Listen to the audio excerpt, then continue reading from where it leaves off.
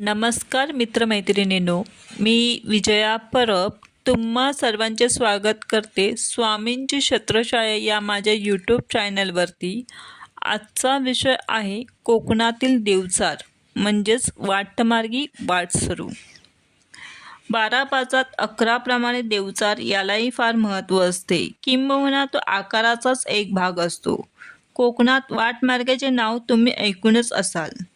प्रत्येक गावाच्या आकारात एक देवचार असतो, जो त्याच्या ठराविक वेळी संपूर्ण गावाच्या वेशीचा फेरफटका मारत असतो। हा देवचार कधी सरपटणाऱ्या जनावराच्या रूपात तर कधी घुंगराची काठी घेऊन फिरणाऱ्याच्या रूपात असतो।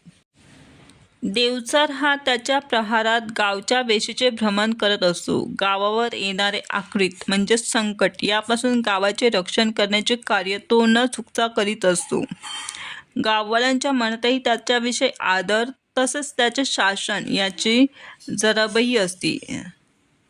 तो अगदी जाणीवपूर्वक त्याच्या येणाऱ्या जाणाऱ्या वाटेत अडथळे आणणे, वाटेत घाण करणे, भ्रष्टाचार करणे तो टाळतो। त्यातही कोणी जर तो करण्याचा प्रयत्न केला तर त्याला तो प्रथम समज देतो, आणि तरीही जर तो ऐकला नाही तर त्याला त्याचे काय होते ते तोच जाणे।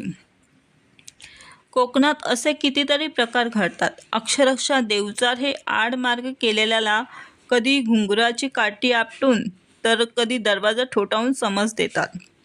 नाही ऐकला तर तो सकाळी उठल्यावर स्वतःला कधी शेतात तर कधी बांधावर तर कधी व्हाळेत तर कधी कुठेही झोपलेला आढळतो। देवचार काय करेल याचा काहीच नेम नसतो, पण तो इतका वाईटही नसतो।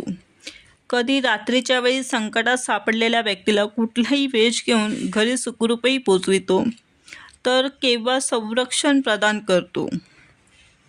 अशा प्रकारे हा देव संपूर्ण गावाची रखवाली करत असतो।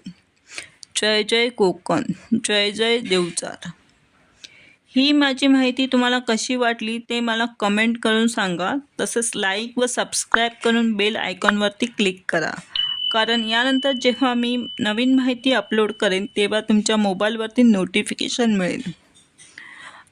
तुमचा दिवस स्वामीमय जावो हीच स्वामीचरणी प्रार्थना। श्री स्वामी समर्थ।